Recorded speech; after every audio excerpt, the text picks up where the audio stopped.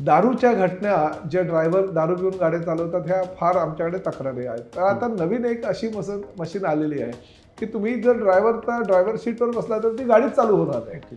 Volvo गाड्याचे आता tender आम्ही काढलेले आहे. 200 गाड्या आहेत त्या. कारण लोकांना ह्या Volvo गाड्यांमधनं सुद्धा मुंबई कोल्हापूर, मुंबई पुणे किंवा मुंबई नाशिक किंवा मुंबई गोवा असे अनेक मार्ग आहेत जे लांबचे रूट आहेत. लोक पैसे द्यायला तयार आहेत, परंतु ते गाड्याचा उपलब्ध नसल्या कारणानं लोकांना ते आता वेगवेगळ्या प्रायव्हेट गाड्यांमधनं ते प्रवास करतात. 75 वर्षाच्या वरचे नागरिक आहेत त्यांना मोफत, पत्रकारांना मोफत, दिव्यांगांना मोफत, वेगवेगळ्या ज्या घटक आहेत शासनाचे त्यांना मोफत प्रवास आम्ही देतो आहे. त्यामुळे एस टी ही सेवा आहे. एस टी ही बिझनेस नाही आहे ज्या बिझनेसच्या माध्यमातून आम्ही प्रचंड पैसा कमावू शकू.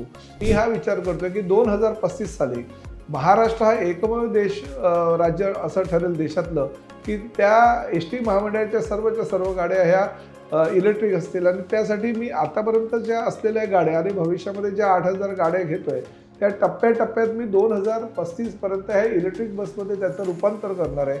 महाराष्ट्राचे परिवहन मंत्री प्रताप सरनाईक साहेब आज आपल्या स्टुडिओमध्ये आलेले आहेत.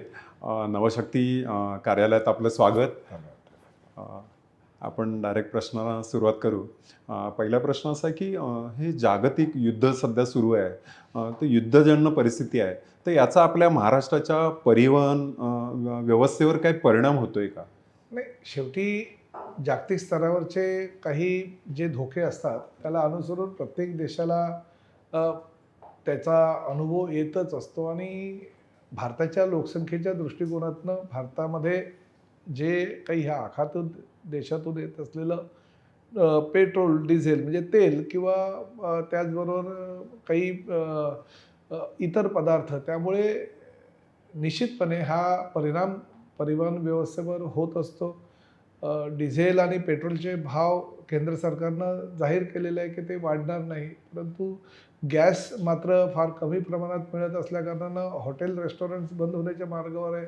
CNGच्या काही गाड्या रस्त्यावर उतरू शकणार नाही, ही परिस्थिती भविष्यामध्ये निर्माण होऊ शकते. शेवटी केंद्र सरकार आणि राज्य शासन प्रयत्नशील आहे की आपल्या लोकांना त्याची झळ जास्त प्रमाणात पोहोचू नये. शेवटी युद्ध आहे आणि त्या युद्धाचा परिणाम हा बाकीच्या देशांवर जसा होतो तसा आपल्या देशांवर आणि प्रामुख्याने महाराष्ट्रावर होण्याची शक्यता नाकारता येईल. त्या दृष्टीने काही उपाययोजना आपण काय काही उपाययोजना तर केंद्र शासनाच्या माध्यमातूनच केली जातात. राज्य शासन सुद्धा त्यासाठी प्रयत्नशील असतात आणि त्यामुळे अद्याप तरी काही मोठ्या प्रमाणामध्ये फरक नाही आहे. परंतु शेवटी इम्पोर्ट एक्सपोर्ट हा व्यवसाय जो आहे तो शेवटी ट्रान्सपोर्ट सिस्टीमवरच अवलंबून असतो, त्यामुळे त्याच्यावर परिणाम होतो. पण आत्तापर्यंत तरी एवढी झळ त्याची दिसत नाही, पण भविष्यामध्ये मोठ्या प्रमाणात होण्याची शक्यता नाकारता येते. दुसरा प्रश्न असा आहे की ठाणं म्हटलं की घोडबंदर रोड ही नेहमीच चर्चा असते.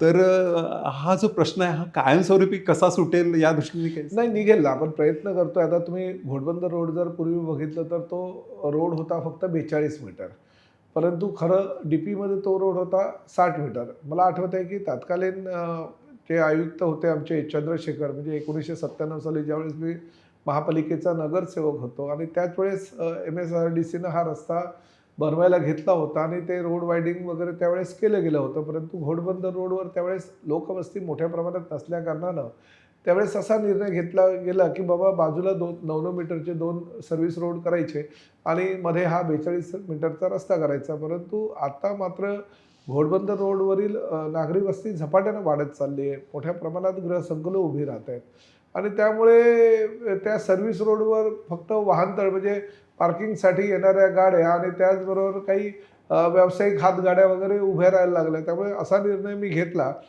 आणि मुख्यमंत्री म्हणून शिंदेसाहेब होते, तर त्यांना सांगितलं की आपण हा जो कागदावर नसलेला सर्व्हिस रोड आपण जर हा मुख्य रस्त्याला जोडला तर वाहतूक कोंडी होणार नाही, कारण मेट्रोचं काम पण चालू आहे. मेट्रो 4 आणि कासारवडवली ते वडाळा आणि कासारवडवली ते गायमुख हे दोन्ही मेट्रोचे मार्ग चालू असल्या कारणानं त्याची वर्दळ मोठ्या प्रमाणात होती आणि त्यामुळे ती वाहतूक कोंडी होत होती. आता मेट्रोचं काम जवळजवळ संपायला आलं आहे. ह्याच वर्षात ते आम्ही मेट्रो पण चालू करणार आहोत. परंतु दोन्ही जे रस्ते आहेत, जे सर्व्हिस रोडमध्ये आम्ही कन्व्हर्ट केले होते आजपासून 25 वर्षापूर्वी, ते जर मुख्य रस्त्यामध्ये घेतले तर वाहतूक कोंडी होणार नाही. म्हणून MMRDAनं जवळजवळ 600 कोटी रुपये खर्च करून तो प्रकल्प हाती घेतलेला आहे. तोही प्रकल्प आम्ही पावसाळ्यापूर्वी पूर्ण करतोय, जेणेकरून वाहतूक कोंडी फार होणार नाही, कमीच होईल, किंबहुना होणार नाही याची दक्षता आम्ही घेतोय. परंतु फक्त भीती एकच आहे की जे लॉजिस्टिक पार्क हे भिवंडीला झालेले आहेत, त्या लॉजिस्टिक मध्ये देशभरातून मोठ्या गाड्या ज्या येत असतात, हेवी गाड्या, आणि त्या पूर्ण घोडबंदर रोडवरनं गेल्यामुळे जर वाहतूक कोंडी झाली तर शेवटी काही प्रमाणात का होईना लोकांना त्याची झळ पोचेल. परंतु आम्ही पर्याय काढतोय. आम्ही साधारण बोरिवली टनेलचं काम आता चालू केलेलं आहे, 1 वर्ष झालं. त्याचबरोबर गायमुख टनेलचं काम आम्ही आता चालू करणार आहोत. त्यामुळे पुढल्या 3 ते 4 वर्षामध्ये वाहतूक कोंडीमुक्त हा घोडबंदर रोड होईल. ओके. तिसरा प्रश्न असा आहे की मुंबई गोवा जो महामार्ग आहे, तर या शिमग्याच्या सीझनमध्ये इतकं म्हणजे 7-7, 8-8 किलोमीटर रांगा लागल्या होत्या वाहनांच्या. नाही, तर बरोबर हा आहे. इतका प्रॉब्लेम किचकट झालेला आहे. तर ते इंदापूर ते माणगाव हा एकदम बरोबर आहे. खूप प्रसिद्ध आता झालेला मुंबई आहे. गोवा हां. आणि मुंबई पुणे सुद्धा मध्यंतरीच्या मला आठवतंय महिन्याभरापूर्वी तर जवळजवळ 36 तास तो मुंबई गोवा मार्ग पूर्ण मुंबई पुणे मार्ग जवळजवळ बंद होता. मुंबई गोवा मार्गाचं काम गेल्या 10 वर्षापासून चालू आहे, पण ते वेगवेगळ्या ठेकेदारांनी चुकीच्या पद्धतीने केलेल्या कामामुळे त्यालाही दिरंगाई होते. परंतु मला असं वाटतं की ह्या वर्षभरामध्ये हे दोन्ही प्रश्न निकाली निघतील. नाही, एक वेगळा प्रश्न आहे, पण एक महत्त्वाचा आहे कोकणाच्या दृष्टीने. तो असा आहे की मुंबई जी कोकण रेल्वे जी आहे मुंबईहून सुटणारी, तर ह्या कोकण रेल्वेचं जे दुपदरीकरण आहे ना, ते वर्षानुवर्ष रखडलं. या संदर्भात तुम्ही काही केंद्र सरकारला असं पत्र पाठवून की बाबा हे करा किंवा लवकर मार्गी लावा असं नाही, काही? त्या बाबतीत राज्य शासन निश्चितपणे प्रयत्न करेल. आता शेवटी माझ्या डिपार्टमेंटचा तो विषय नसल्या कारणाने त्या विषयावर मला माहिती फार कमी आहे. परंतु शेवटी कोकणातले अनेक आमदार, अनेक खासदार, अनेक मंत्री ह्या मंत्रिमंडळामध्ये आहे. निश्चितपणे त्यावर काहीतरी ते तोडगा काढतील याची मला खात्री आहे. एक आणखीन प्रश्न असा आहे की शहरांच्या दृष्टीने ज्वलंत प्रश्न आहे की वाहतूक कोंडी, म्हणजे ती मुंबई शहरात पण आहे, पुण्यात पण आहे, ठाण्यात पण आहे. तर ह्या वाहतूक कोंडीची समस्या म्हणजे जसं आपण घोडबंदरचं म्हटलं तर तशी आता वाहनच वाढली आहेत. तर त्यांचं काय त्या शेवटी दृष्टीने कसं आहे काय? की बघा, बाकीच्या तुम्ही जर युरोपियन देशामध्ये गेलात किंवा अमेरिकेमध्ये गेलात किंवा आखती देशात गेल्या, तर त्या ठिकाणी वाहतूक कोंडीवर मात करण्यासाठी विविध ठिकाणी पार्किंग प्लाझा आहे, विविध ठिकाणी ट्रक टर्मिनस आहे, विविध ठिकाणी सर्वसामान्य ट्रान्सपोर्टरसाठी ज्या काही सुविधा हव्या आहेत त्या सगळ्या सुविधा दिल्या गेलेल्या आहेत. म्हणून वाहतूक कोंडी तिकडे मोठ्या प्रमाणात होत नाही. परंतु आपल्याकडे मात्र ट्रान्सपोर्टरसाठी तशी सुविधा आधीपासून केलेली नाही. ट्रक टर्मिनस नाही आहे, पार्किंग प्लाझा आहे, परंतु पार्किंग प्लाझा अशा ठिकाणी असते की त्या पार्किंग प्लाझाचं सर्वसामान्य जे वाहतूकदार असतात किंवा गाडी मालक असतात त्यांना त्याचा फायदा होत नाही. त्यामुळे ती एवढी मोठ्या प्रमाणात सक्सेस झाली नाही. परंतु आता शेवटी काळाची गरज आहे, तर पार्किंग पॉलिसी ही निर्माण करावी लागेल. म्हणजे आताही तुम्ही बघताय घोडबंदर रोड किंवा इतर ठिकाणचं उदाहरण देत असताना 1 BHK 2 BHK मध्ये असणाऱ्या लोकांकडे जर 2 गाड्या असल्या तर ते गाड्या लावतील तरी कुठे, पार्किंग कुठे करतील? त्यामुळे ह्या सगळ्या गोष्टींवर मात करण्यासाठी आम्ही पार्किंग पॉलिसी आणतोय आणि लवकरच त्याची अंमलबजावणी करू आणि ती अंमलबजावणी झाल्यानंतर ही पार्किंगची समस्या फार मोठ्या प्रमाणात सुटेल असं आम्हाला वाटतंय. ओके. आणखीन एक प्रश्न असा आहे की स्मार्ट बसेसचं तुमचं जे प्लॅन आहे, तर ती नेमकी योजना कशी आहे? नाही, स्मार्ट बसेस तर माझ्या ह्या पुढल्या महिन्यापासून आता येत आहेत. परंतु स्मार्ट बसेस हा वेगवेगळ्या प्रकारचे. मी आता एक ओल्वो गाड्याचे आता टेंडर आम्ही काढलेले आहे. 200 गाड्या आहेत त्या. कारण लोकांना ह्या ओल्वो गाड्यांमधनं सुद्धा मुंबई कोल्हापूर, मुंबई पुणे किंवा मुंबई नाशिक किंवा मुंबई गोवा असे अनेक मार्ग आहेत जे लांबचे रूट आहेत. लोक पैसे द्यायला तयार आहेत, परंतु ते गाड्याचा उपलब्ध नसल्या कारणानं लोकांना ते आता वेगवेगळ्या प्रायव्हेट गाड्यांमधनं ते प्रवास करतात. दारूच्या घटना, जे ड्रायव्हर दारू पिऊन गाड्या चालवतात, ह्या फार आमच्याकडे तक्रारी आहेत. तर आता नवीन एक अशी मशीन आलेली आहे की तुम्ही जर ड्रायव्हर सीटवर बसला तर ती गाडीच चालू होणार नाही. म्हणजे AI टेक्नॉलॉजी एवढी मोठी आता झेप घेते की अशा पद्धतीनं जर गाडी चालू झाली ना तर ड्रायव्हर दारू पिऊन येणार नाही. त्यामुळे प्रवाशांची सुरक्षितता महत्त्वाची आहे. तो ड्रायव्हर जर समोर कुठल्या मोबाईलवर मॅच बघत असेल किंवा जर मोबाईलवर एखादा पिक्चर बघत असेल किंवा जर त्याला गाडी चालवता चालवता अचानक झोप आली, त्यांनी जांभई घेतली तरी शेवटी अलार्म वाजेल.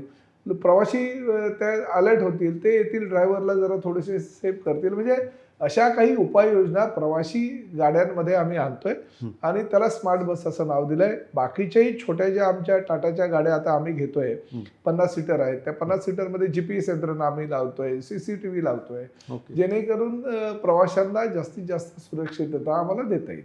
ओके. आणि आणखीन एक प्रश्न असा आहे की महाराष्ट्रातल्या सर्वसामान्य जनतेच्या किंवा ग्रामीण भागातल्या दुर्गम गावातल्या सुद्धा लोकांच्या जिव्हाळ्याचा प्रश्न म्हणजे एस टीचा. तर हा एस टीचा कामगारांचे पगार वेळेत होत नाहीत किंवा बऱ्याचदा अशी मागणी होते की एस टीचे जे महामंडळाचे जे कर्मचारी आहेत ते राज्य शासनाच्या सेवेत घ्यावं. तुमचं जे म्हणणं आहे ते बरोबर आहे. शेवटी गोरगरीब बेचारा शेवटी एस टी कामगार आहे. त्याला कुठेतरी स्वतःच्या नोकरीविषयी अस्थायी असणं गरजेचं आहे आणि त्यालाही असं वाटतं की जे शासकीय कर्मचाऱ्यांना ज्या गोष्टी मिळतात किंवा ज्या सुविधा मिळतात त्या आम्हालाही मिळायला हव्या आणि त्यात चुकीचं काही नाही. प्रयत्न तर आपण करायला पाहिजे. परंतु एस टी कामगारांचे पगार वेळेवर होण्यासाठी मी सातत्यानं प्रयत्नशील असतो. सातत्यानं किंबहुना दर महिन्याला 5 तारखेला आमच्या खात्यामध्ये पैसे कसे शासनाच्या माध्यमातून जमा होतील आणि आम्ही त्यांचे पगार देऊ यासाठी आम्ही प्रयत्नशील असतो. परंतु शेवटी हे एस टी महामंडळ एक स्वतंत्र मंडळ आहे. त्या मंडळाचा कारभार हा चालवत असताना राज्य शासनाचे ज्या काही योजना असतात म्हणजे महिलांना 50% सवलत किंवा ज्येष्ठ जे आमचे 75 वर्षाच्या वरचे नागरिक आहेत त्यांना मोफत, पत्रकारांना मोफत, दिव्यांगांना मोफत, वेगवेगळ्या ज्या घटक आहेत शासनाचे त्यांना मोफत प्रवास आम्ही देतोय. त्यामुळे एस टी ही सेवा आहे. एस टी ही बिझनेस नाही आहे जी ज्या बिझनेसच्या माध्यमातून आम्ही प्रचंड पैसा कमावू शकू. आमचा हाच विचार असतो की गोरगरीब आमचा जो बिचारा कामगार आहे, ड्रायव्हर आहे, कंडक्टर आहे, त्यांना वेळेवर पैसे मिळावेत. परंतु काही उपाययोजना आम्ही आखतोय जेणेकरून भविष्यामध्ये त्यांना अगदी काय 7 तारखेच्या आतच पगार मिळेल आणि त्यांना बाकीच्या सुविधांचा लाभ मिळेल.